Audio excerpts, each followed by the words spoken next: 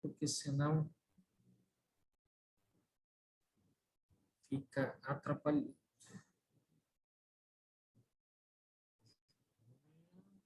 Aqui. Vamos lá, deixa eu...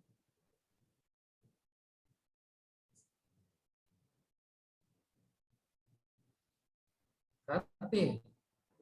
Perdi tudo aqui, meu irmão.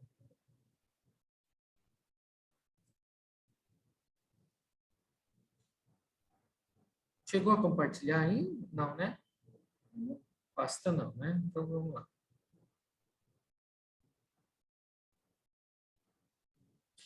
Muito bem. Beleza. Ótimo. Aqui também está funcionando bem. Então, vamos lá. Mais uma vez, então, reunidos para tratarmos desse assunto tão relevante, que é promessa e cumprimento, né? Que estamos trabalhando, né, nesse curso. E hoje, em especial, eu quero, mas não está conseguindo dar certo aqui. Deixa eu ver. Jesus, nos ajude. Aí. As pessoas de casa estão recebendo a troca de slide, mas aqui não. O que acontece? Nós vamos falar hoje sobre a história da igreja, ok? Mas eu já vou antecipar para todos os irmãos que para nós estudarmos a história da igreja como um todo, seria o ideal nós ficarmos por volta de 6 meses no mínimo aqui, estudando a história da igreja, porque ela é muito extensa, né? Mas hoje nós vamos pincelar, vamos recordar um pouco essa história ao longo desde a chegada do nosso Senhor e Salvador Jesus Cristo, o nascimento de Jesus Cristo. Ok? Agora, foi, irmão? Aqui não vai. Como é que pode um negócio desse? Senhor amado, meu computador está judiando de nós. Mas para vocês que estão presentes aqui, eu quero, para a gente dar início, você que está com sua Bíblia, ou então seu smartphone, no seu aplicativo e tudo mais, abra, por favor, em João capítulo 14. Pessoal de casa, acompanhem por gentileza. João 14, os versículos nós vamos ler na verdade, do 16 e 17. Diz assim a palavra de Deus: E eu rogarei ao Pai, e ele vos dará outro consolador, a fim de que esteja para sempre convosco. O Espírito da verdade, que o mundo não pode receber, porque não o conhece, não o vê. Vós o conheceis, porque ele habita convosco e estará em vós. Palavras do Senhor Jesus quando reuniu os seus discípulos. A Sociedade Bíblica do Brasil traz para nós o título dessa perícope, o título dessa parte que nós lemos. Então, ele traz aqui: Jesus promete outro consolador. Jesus promete outro consolador. Muito bem. Imagina, agora eu não consigo mudar aqui, meu irmão. Assim, clicando dá. Como que um grupo de pessoas na Palestina do primeiro século se tornou a maior religião do mundo? Hoje, o cristianismo chegou à marca de quase 3 bilhões de pessoas ao redor de todo o mundo. E ainda essas pessoas, o cristianismo tem influenciado ainda muitas outras pessoas. Esse dado, ele é muito superficial, ele é muito flutuante. Enquanto nós estamos aqui conversando, falando sobre a palavra de Deus, muitas pessoas certamente estão ouvindo a palavra de Deus e se colocando diante dos pés do Senhor Jesus. Então, esse número ele é muito dinâmico, ele acontece diariamente, ok? Então, olha só, é importante que nós conheçamos um pouco sobre a história da igreja. É muito importante que nós saibamos pelo menos pontos, mesmo que de uma forma fracionada que vamos ver hoje, nós vamos, de fato, conhecer um pouco do que aconteceu desde o início. Para isso, eu quero convidar você a entendermos um pouquinho acerca da história do cristianismo. Me perdoem, não sei o que acontece com esses slides comigo aqui, tá? A história do cristianismo, para que a gente possa entender um pouquinho, nós temos... Você já parou para olhar? Eu acho que ninguém está com a Bíblia física aqui hoje, mas a Bíblia física traz para nós, no término do Antigo Testamento e no início do Novo Testamento, existe uma página lá, uma página que está em branco. Nós chamamos teologicamente como o período intertestamentário. Um período que muitos, inclusive muitos teólogos gostam de falar sobre o período em que Deus silenciou, ficou sem falar absolutamente nada. E esse tempo ocorreu por volta de 400 anos. O que aconteceu nesses 400 anos? O que nesse período foi relevante para que fosse preparado para a chegada e o nascimento do nosso Senhor e Salvador Jesus Cristo, ou seja, a era do cristianismo. A região da Palestina, para que a gente entenda um pouquinho mais, a região da Palestina sempre foi considerada uma região extremamente importante por suas rotas comerciais, por sua facilidade de navegação, para escoamento de todos os produtos, né, que estariam sendo comercializados. E naquela ocasião, em 356 a 323 antes de Cristo, aparece uma figura muito conhecida, inclusive de todos vocês, que já estudou bastante nos bancos escolares, é a figura do Alexandre o Grande. Este homem governou essa região, a região ali dessa região da Palestina, por esses bons anos.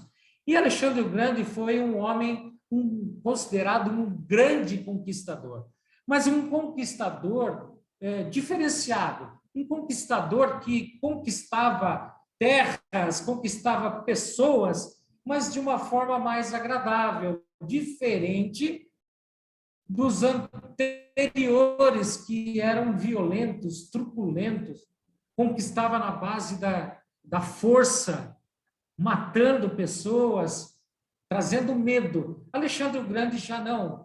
Diz a história que Alexandre o Grande ele trabalhava de uma forma muito mais suave, conquistava as pessoas com carinho, com consideração, e isso trouxe uma simpatia muito grande do povo para com Alexandre o Grande, um conquistador maravilhoso. Essa mudança significativa trouxe um novo conceito para aquele povo daquela época.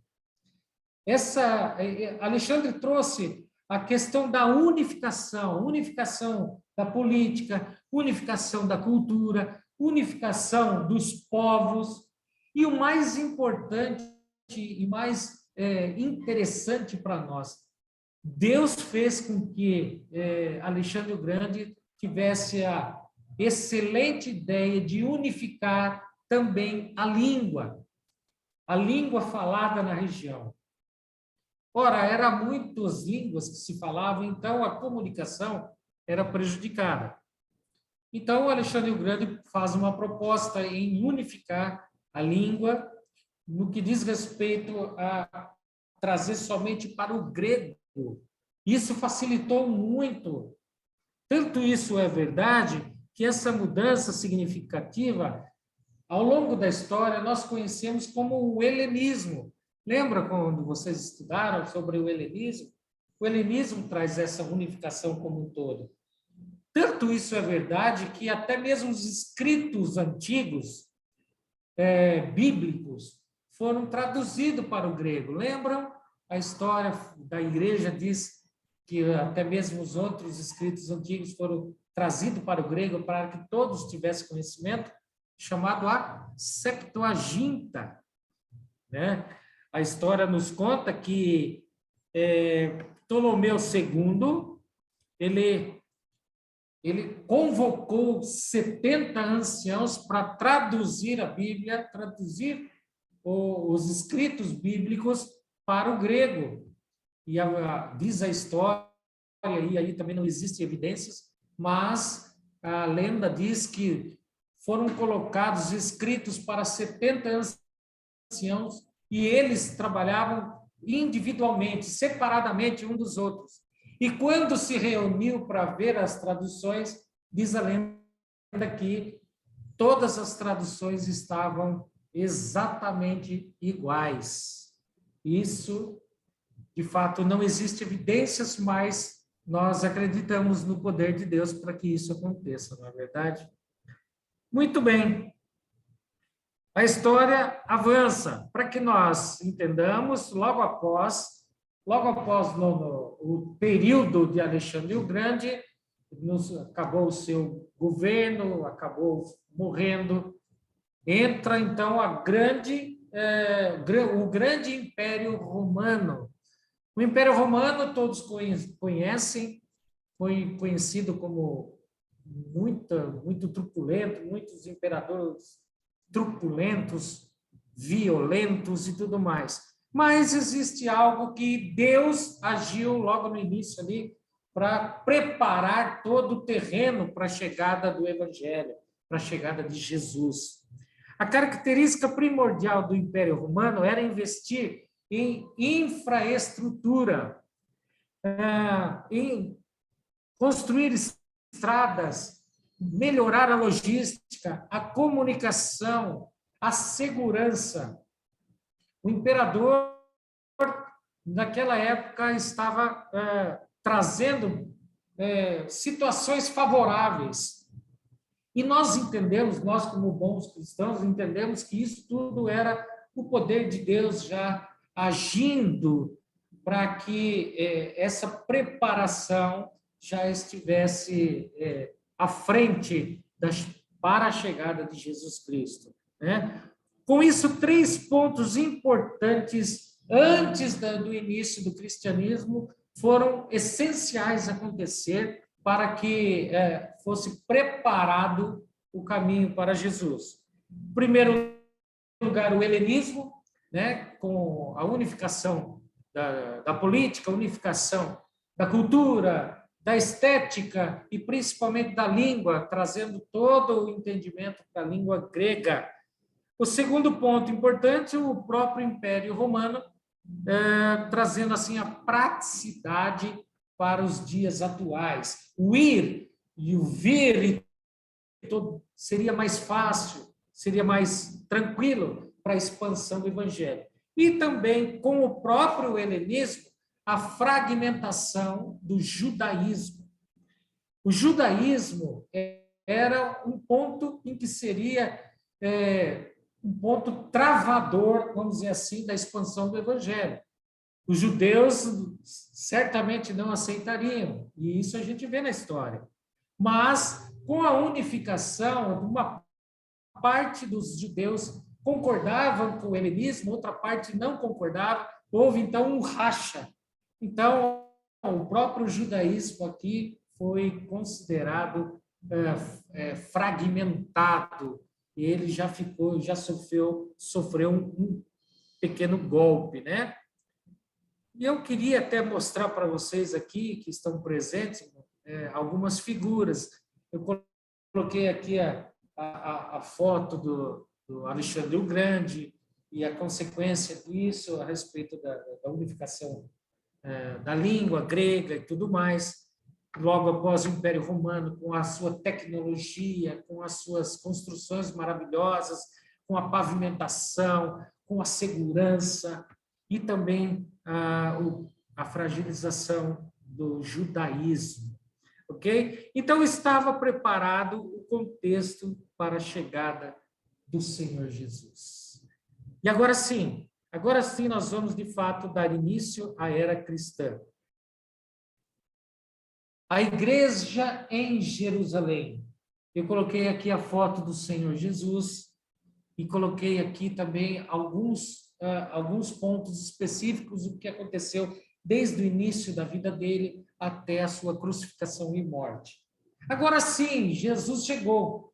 Agora sim, ele nasceu, cresceu, estudou, foi discipulado, mas também chegou na fase adulta, foi condenado, crucificado, morreu, ressuscitou o terceiro dia, no ano 33. Estava ali colocado todas as questões maravilhosas em que instruiu seus discípulos. E quando, numa ocasião, eu estou andando bastante, tá, gente? Me perdoem, porque senão a gente não tem tempo.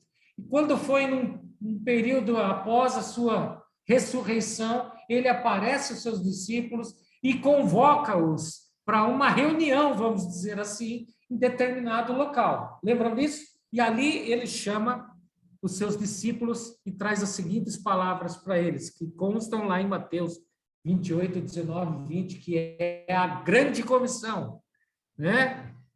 Ide, portanto, fazer discípulos de todas as nações, batizando-os em nome do Pai, do Filho e do Espírito Santo, ensinando-os a guardar todas as coisas que vos tenho ordenado. E eis que estou convosco todos os dias até a consumação dos séculos. Eu quero repetir essa última parte. E eis que estou convosco todos os dias até a consumação dos séculos. Estava colocado ali a comissão para os seus discípulos, para o que deviam fazer. Vão, espalhem-se, mas preguem o evangelho. Falem da palavra de Deus, falem sobre o meu trabalho, sobre o meu ministério terreno. Falem sobre Jesus.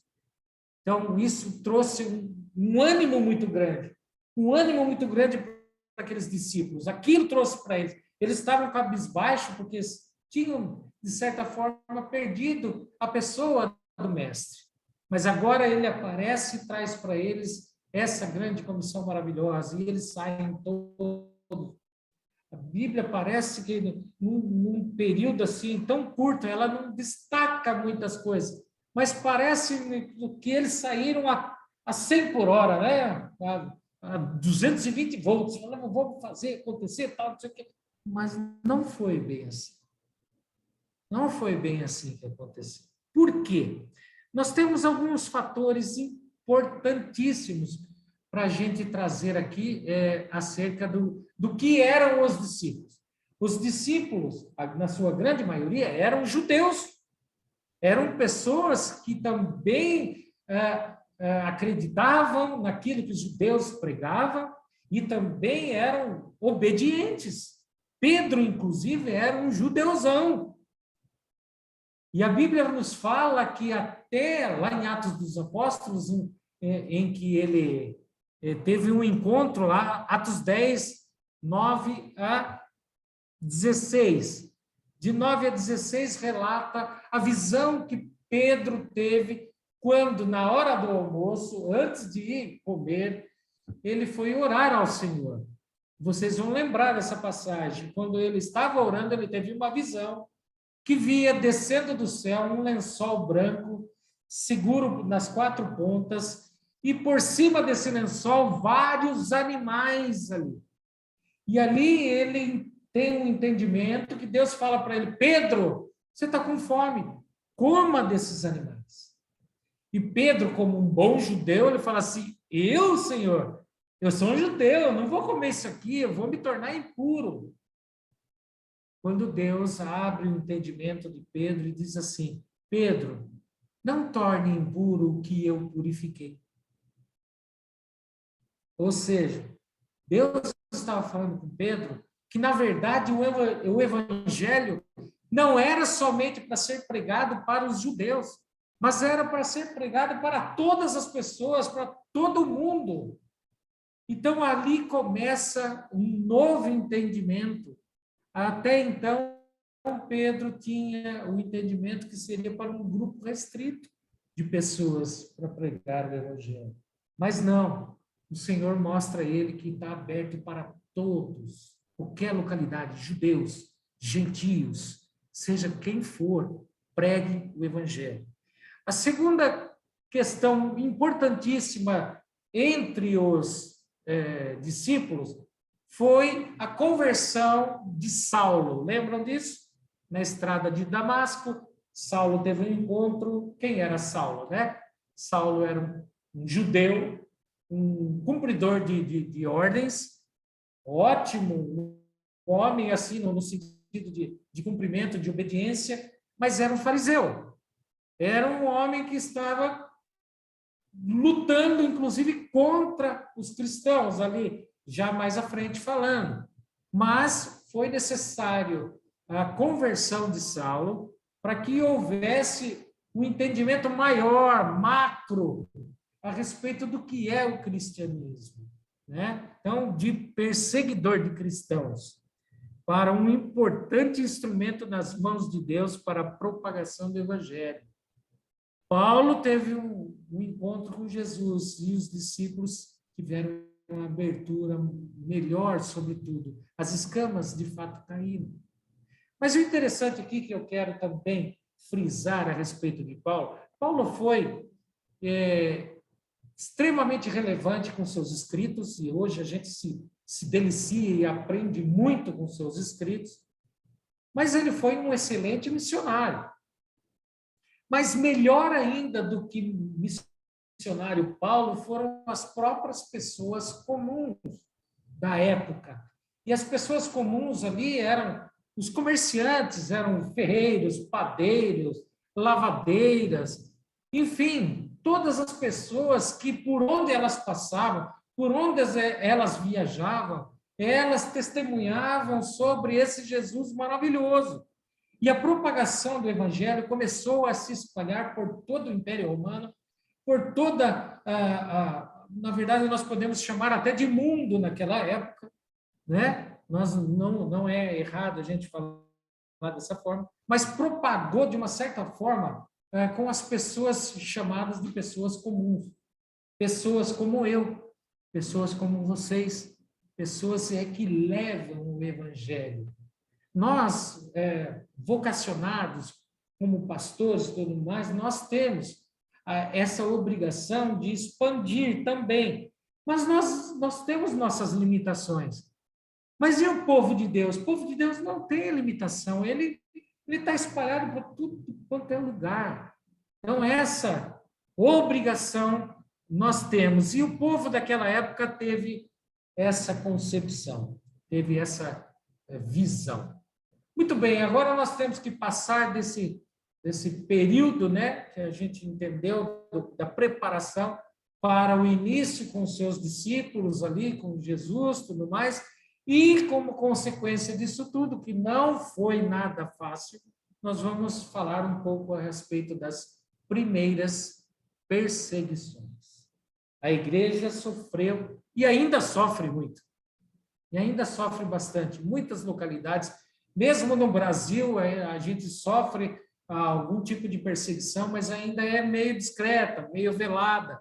Mas em outros países que é totalmente aberto, a caça aos cristãos é declarada, né? Não foi diferente. Estevão e Tiago já tiveram uma experiência muito forte, na verdade morreram apedrejados já pela pressão dos judeus. O judaísmo sempre foi uma pedra no sapato para o cristianismo, né? Naquela época antiga não se combatia batia somente na discussão em sala de aula, ou então em qualquer outro local. A ignorância era tanta que teria que tirar a vida. A única forma de anular os feitos dos cristãos era matando. Estevão e Tiago sofreram isso nas mãos dos judeus. No ano de 54, aí começa uma era de perseguição ferrenha. No ano de 54 depois de Cristo, assume o Império Romano quem? Nero. Lembra do imperador Nero? Ele é conhecido com a sua excentricidade, conhecido com o seu poder, sua vaidade. Mas Nero mandava matar todos os que não concordavam com suas ideias, independente se eram cristãos ou não. Ele decretava algo, se a pessoa não assumisse aquilo como uma verdade, ele mandava exterminar, simplesmente.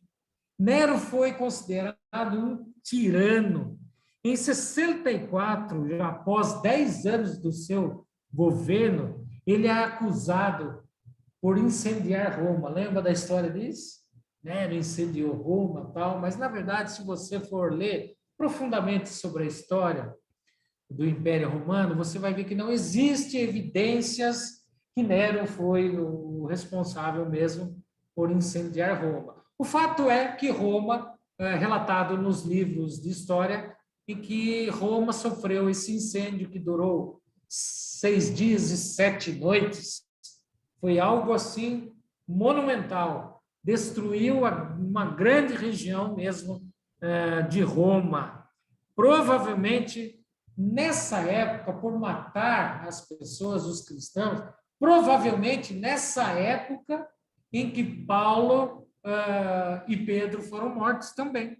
Paulo decapitado e Pedro foi crucificado de ponta cabeça, né? Porque ele não se achava digno de ser crucificado como seu mestre. Mas interessante, e de diversas formas os cristãos eram mortos, não era de uma só forma, mas o mais cruel de todas as formas que Nero matava os cristãos foi após ele passar a culpa do incêndio. A população o culpou do incêndio, mas ele, para combater isso, ele culpou os cristãos, porque alguns bairros na periferia de Roma não chegou o fogo, não pegou o fogo. E nessa periferia é que moravam os cristãos. Então, o que ele, aproveitando a situação, ele fala, foi os cristãos que vieram aqui e colocaram fogo. E com isso ele trouxe um decreto para todo o povo do Império Romano para perseguir os cristãos. Uma verdadeira carneficina. A história nos fala que o fato mais cruel, a forma mais cruel em que eles matavam os cristãos, né, mandavam matar os cristãos, eram amarrando ele em postes, colocando numa altura, servindo de luminária. Embebiam os cristãos com piche e ateavam fogo com eles vivos, servindo de iluminação para as vias públicas e até mesmo para o pátio do palácio de Nero. Então, começa-se a perseguição de forma ferrenha. Em 81, já dando um salto, na verdade, passado mais algum tempo, em 68, Nero, não aguentando a pressão do povo, que o povo já não aguentava mais as suas falcatruas, as suas mentiras, a história nos fala que Nero foge. E ao fugir, ainda sentindo-se solitário e tudo mais, ele suicida-se. Então, ele tira a sua própria vida, em 68. Já em 81, assume o poder o imperador Domiciano. Eu estou caminhando a passos largos, tá, irmãos? Porque senão eu gostaria muito de estudar a história com vocês de forma bem correta, falando século a século, mas é complicado. Conhecido pelas suas perseguições, Domiciano, ele persegue também novamente os cristãos. Vaidoso, prepotente, matava, mas também expulsava os cristãos. Ele tinha a prática de ainda tirar a vida dos cristãos, mas também ele exilava. Tanto é isso em verdade que, nessa época, provavelmente, ele exilou João, e colocou ele sozinho naquela ilha, chamada Ilha de Patmos. E provavelmente nessa ocasião em que João escreveu o Apocalipse. Então, uma das práticas de Domiciano era exilar os cristãos. Tira de cena, tira eles de cena, tira de perto de mim. Já em 98 assume o poder o imperador Trajano. Trajano ainda proíbe o cristianismo, mas não se esforça em persegui-los.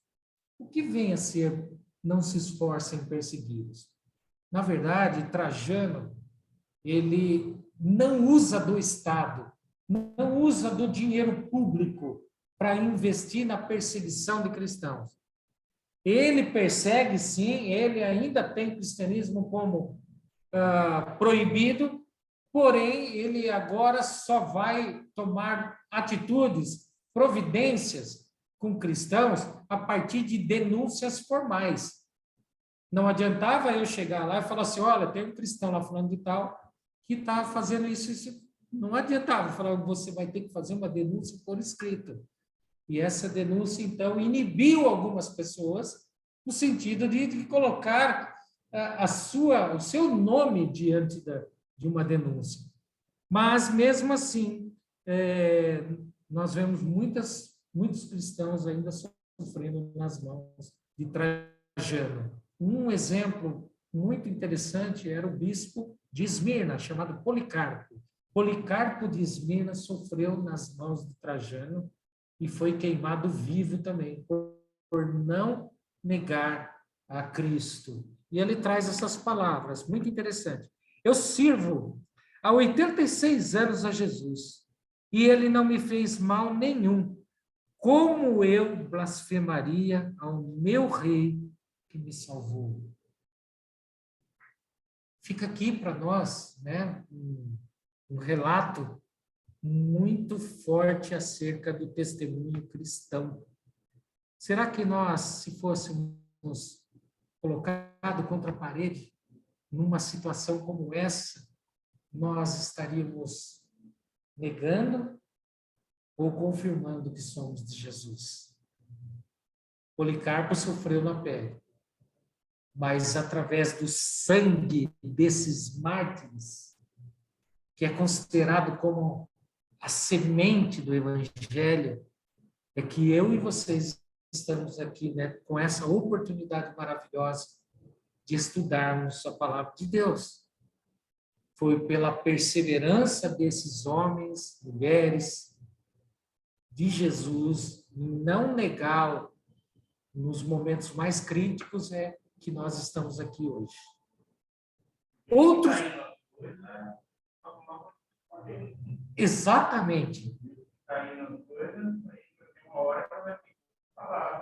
A própria Bíblia diz para nós, né, que as coisas estão afunilando. Estão afunilando, não parece mesmo do jeito que é a forma moderna da perseguição aos cristãos. Nós estamos sofrendo, de uma certa forma, isso. Nós estamos vendo no nosso próprio governo aqui no Brasil abrindo concessões para grandes heresias.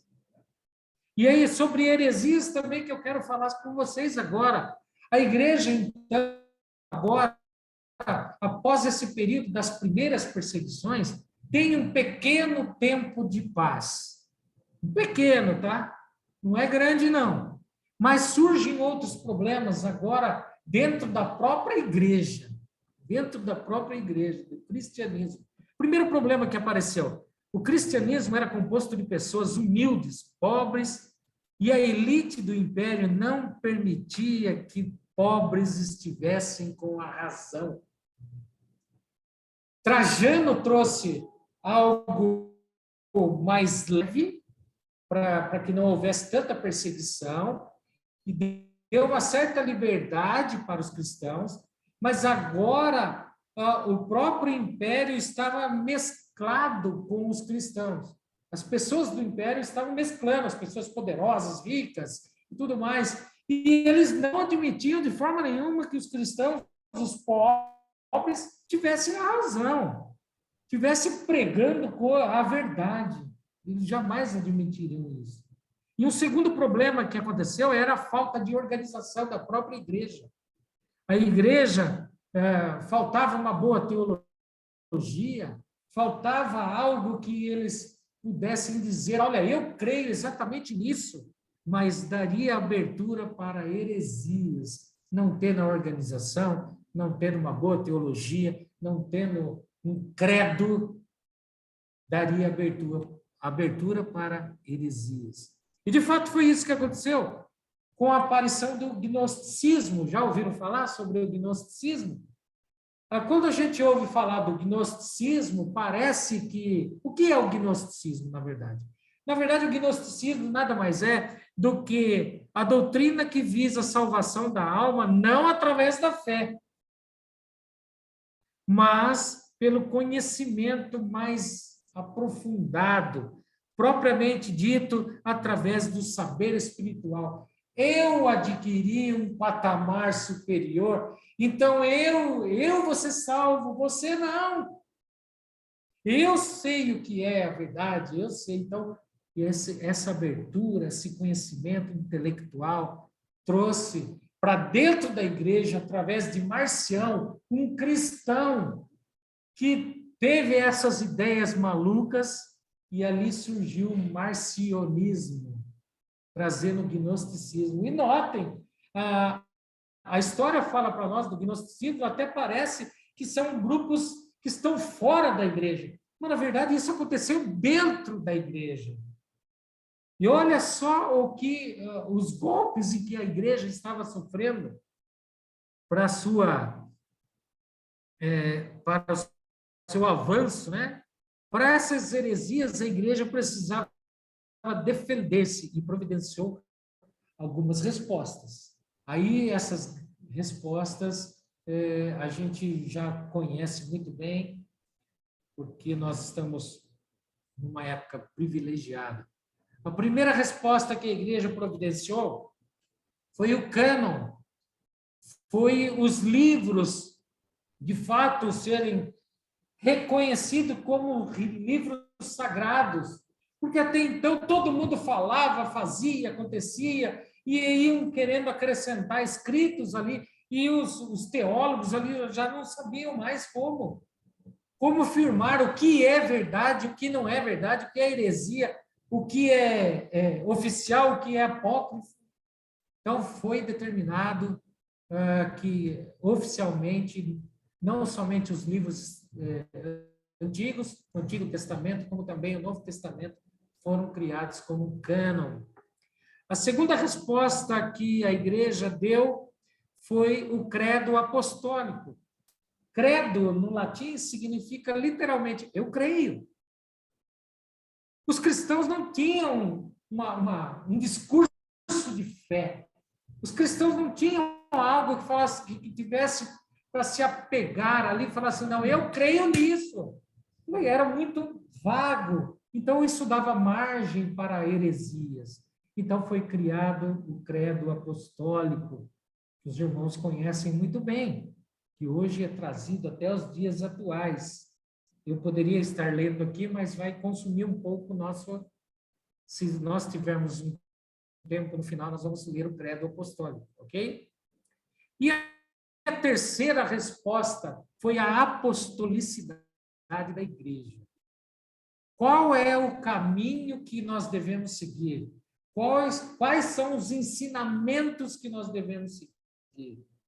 Então, foi determinado que o ensinamento para a igreja deveria ser somente os ensinos dos apóstolos, ou seja, apóstolo, e aqui eu abro um parênteses, apóstolo é considerado somente aquele que caminhou com Jesus, que teve na presença de Jesus. Então, aí eu não preciso nem, nos dias atuais, estar dizendo aqui que o apóstolo fulano de tal, apóstolo fulano de tal, não existe. Apóstolo é considerado somente aqueles que estiveram com Jesus. Exatamente. Exatamente. Porque senão eu seria o apóstolo Anésio. Mas eu não sou apóstolo Anésio. Né? E vamos deixar de lado. Sem nenhum tipo de polêmica, por favor. Mas foi no século III que a igreja sofreu o pior golpe, a pior das perseguições. O século III foi marcado como o período mais crítico. Em um período de aproximadamente 50 anos, imperou tanto Décio como Diocleciano, num período em que eles, em 50 anos, vamos dizer assim, 25, Décio imperou, outros Diocleciano imperou os outros 25 anos. Mas eles sistematizaram a perseguição, a caça aos cristãos. Dessa feita, agora, eles investiram dinheiro total do Estado, do Império, para perseguir exatamente e matar, exterminar todos os cristãos. Tanto isso é verdade que, na verdade, esse decreto aconteceu a partir do momento em que os cristãos, eles também faziam parte dos exércitos do Império Romano. Só que em determinada situação, em determinada ocasião, houve o confronto das tropas do Império Romano com outras tropas e tudo mais. E qual era a máxima? Era matar. Ali, para você conquistar, você tem que matar. E foi colocada esse objetivo nas mãos dos cristãos que serviam no exército. E ali, naquele momento, os cristãos negaram em matar as pessoas. Falaram assim, nós não estamos aqui para matar. E isso trouxe a ira para esses imperadores. E ali, ao ponto deles decretarem que, a partir daquele momento, todo e qualquer cristão deveriam ser mortos. De qualquer forma, mandou queimar todos os escritos cristãos, porque ele entendia que, de fato, os escritos cristãos antigos eram o poder de Deus. E eles, na cabeça deles, estavam pensando assim, nós queimarmos, vamos dizer, a Bíblia, eles não terão mais o poder de Deus. Então, além de matar os cristãos, eles também mandaram queimar todo tipo de escrito cristão, a fim de tentar anular o poder de Deus. A pior perseguição de todos os tempos, 300 anos de muita tribulação. Muita tribulação.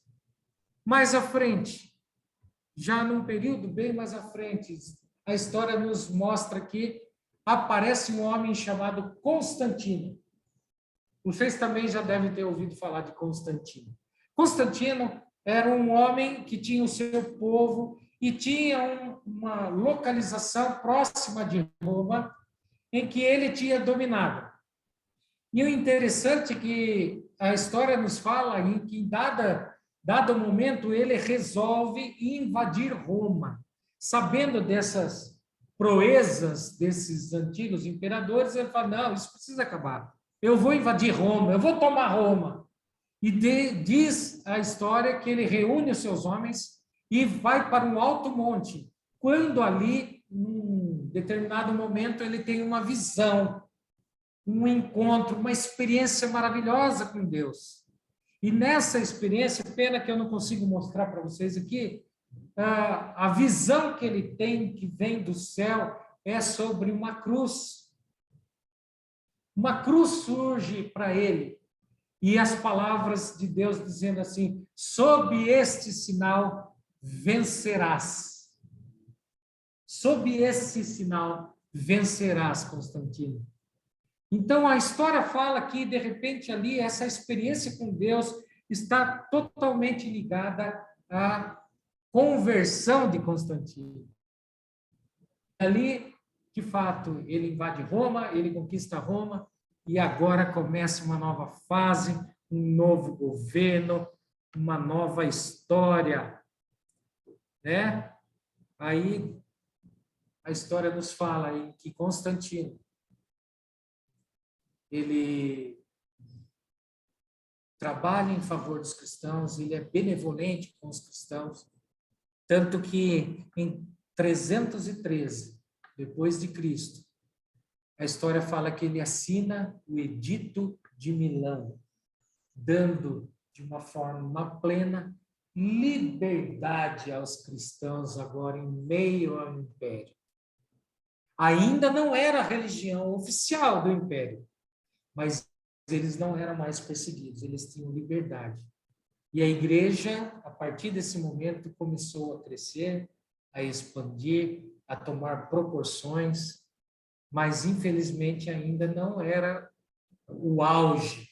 Na verdade, o auge não é até os dias atuais, né?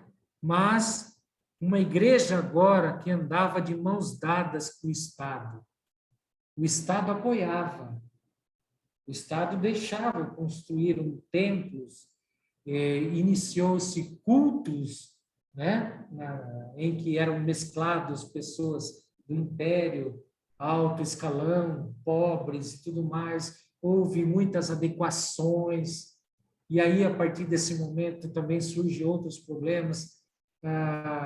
Os próprios ricos começaram a dominar a própria igreja, tanto é que a gente vê, antigamente, se falava de cristianismo, automaticamente você falava sobre os pobres. Hoje você fala de cristianismo, principalmente na Igreja Católica, é atrelado à riqueza, a poder, a muito dinheiro. Então, olha só, foi nesse período em que começou a mesclar e houve muitos problemas ao longo da história. Mas a igreja sempre firme. E como nós lemos lá no começo, a palavra de Deus lá em João 14, dizendo que o Senhor Jesus deixaria o outro Consolador, e deixaria o outro Consolador para vocês, discípulos, todos nós, para sempre. E vai nos acompanhar para sempre, até a consumação dos séculos. Até a volta do Senhor Jesus, quando virá buscar a sua igreja. Então, nós vimos essa mudança maravilhosa. E eu, com dor no coração agora, irmãos, vou ter que dar um salto de mais ou menos 1.200 anos. Me perdoem por isso, porque eu gostaria de estudar século a século com vocês, profundamente. Eu sou apaixonado pela história da igreja, tá? Mas é muito grande, muito extenso. Teria que ter aí uns 6 meses de estudo para a gente estudar século a século. Né? Quem sabe a gente pega um período de férias aí, vamos estudar, gente, vamos. É muito fascinante, muito interessante o conhecimento da história da igreja para as nossas vidas, irmãos. É muito importante. Não é só interessante, é importante. Mas agora, infelizmente, eu vou ter que dar um salto para o século XVI, né? Onde nós conhecemos bastante a respeito da Reforma Protestante. Surge, então, um monge dentro da própria igreja, que é considerado universal, né? Abrangente, única. A ideia era maravilhosa, e se existisse apenas uma igreja universal dentro dos parâmetros bíblicos, seria excelente. Mas não foi bem isso que aconteceu. Houve muitas distorções, e surge um homem chamado Martinho Lutero, monge, e dentro da própria igreja, ele vai afixar nas portas da igreja de Wittenberg as suas 95 teses. Eu quero abrir aqui um parênteses para dizer que essa 95 teses colocada na porta da igreja, a princípio não era nada para afrontar a própria igreja, o governo da igreja, a liderança da igreja. O que acontecia dentro ali daquele mosteiro, vamos dizer assim? Eram estudantes que eram comum de colocar ali teses para discussão teológica em sala de aula. E, a princípio, Lutero teve essa intenção de colocar as suas 95 teses baseadas no erro da igreja, em que, biblicamente, não deveria fazer dessa forma. Mas eu estou propondo aqui para a gente discutir em sala. Mas não foi bem isso que aconteceu. A partir dali, ele foi considerado como um rebelde, né?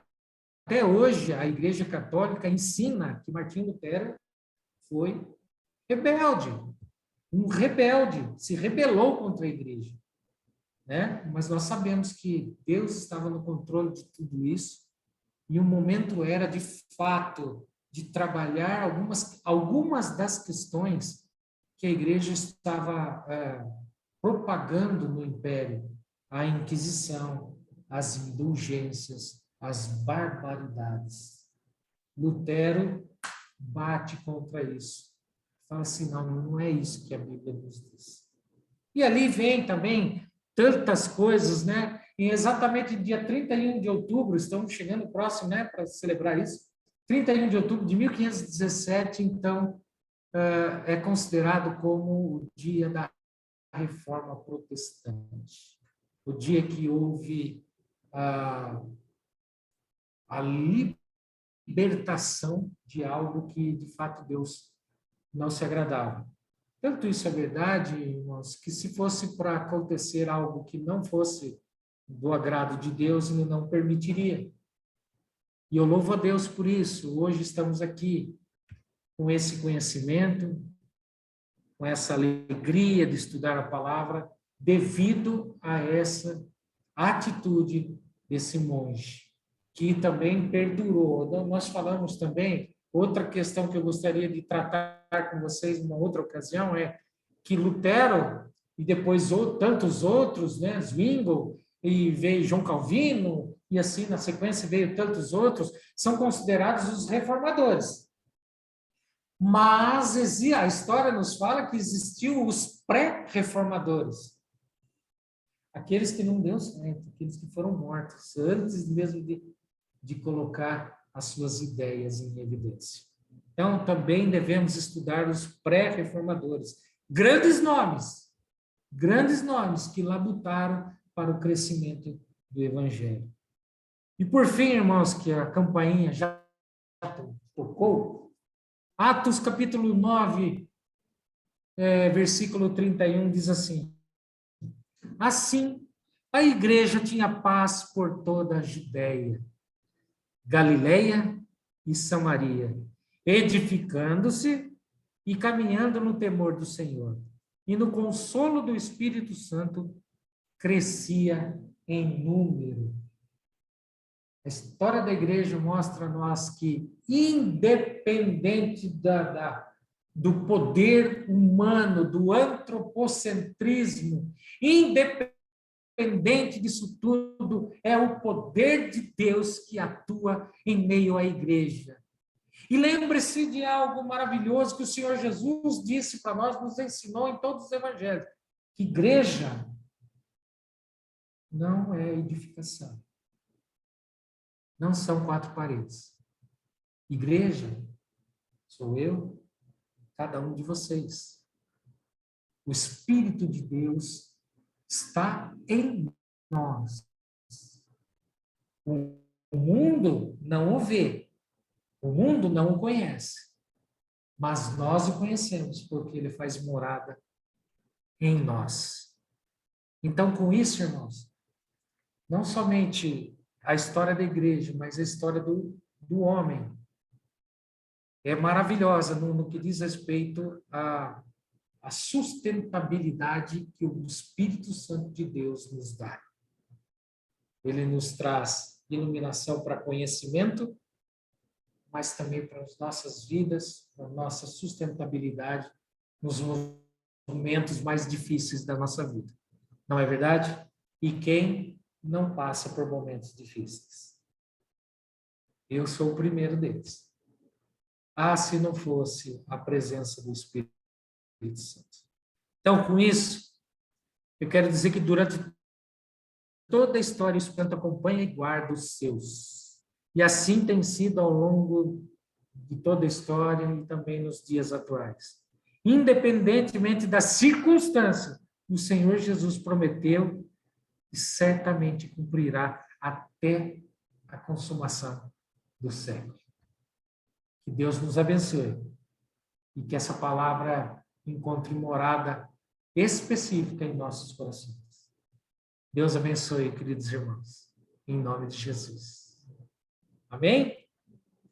Alguém gostaria de fazer alguma colocação?